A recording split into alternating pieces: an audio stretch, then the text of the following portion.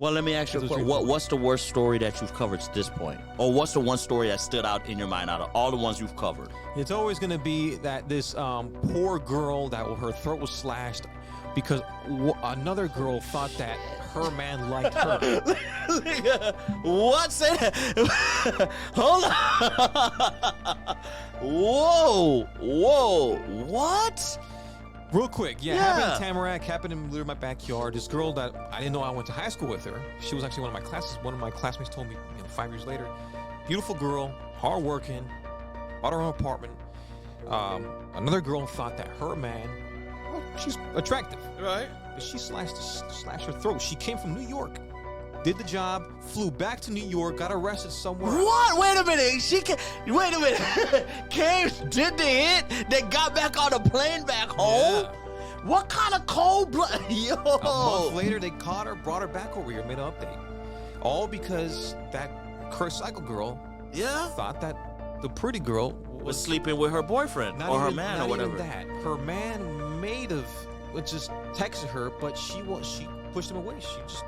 She wasn't, but she crazy. She thought that, Damn.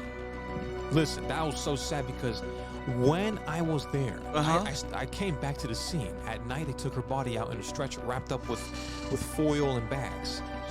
When they brought her body out in a stretcher back to the coroner's vehicle, the morgue, there was like over 70 family members and friends.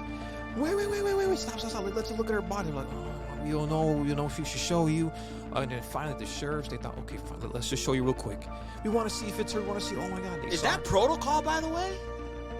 That's the family. That's their family. Go ahead. They're allowed to see it. Yeah, go ahead. They showed their body, and one of the things that you'll never forget from this is hearing a mother's blood-curdling scream. The mother, the sisters, the aunties, they scream so loud that you'll never forget it. That the way it made me feel, and I kind of filmed it, but they will never forget that scream. It's a mixture of, no movie will ever. You just have to hear it. But it sounds like someone's getting sliced, cut, stabbed. Just that once they zip it and they open, like that initial, Yeah, because her throat was slashed, And she was there for a while. So the body was, lightly decomposing. The family screaming and crying and stomping. And I'm like, oh my God, this is horrible. It's the first time I ever really got the grasp of, what people go through, Damn. And then I was like, man. Yeah, it kind of hits below the skin at that point, right? Yeah, that day I was like, whoa, I was like, damn, this is insane, This is what death is. So wow. And then months later, I always see when they bring the bodies out, Damn. I'm used to it, I mean, so you're right there in the mix with the police officers, the paramedics, the firefighters, the other reporters. Most of the time, yeah. Damn. And one last question. So anybody could be a journalist. Anybody.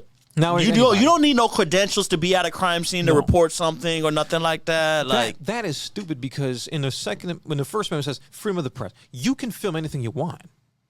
The police, nowadays law enforcement, a lot of them follow my channel, so they like me. They allow me just to get a little bit closer.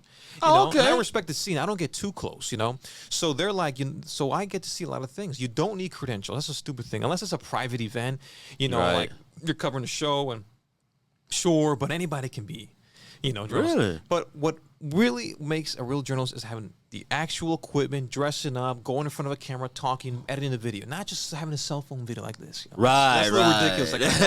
Like, come on, man. Put some effort into that. Yeah, okay. You know what I mean? It's like I hate when these accounts post a little stuff and they get millions of views, and here I am, my own hard work out here getting wet and soaked. Damn. And I get a little bit of love and attention, And you're a one-man operation. One-man band. I need the help, but people just don't have the same drive. It's too hard. You understand? How hard is it? Like, explain.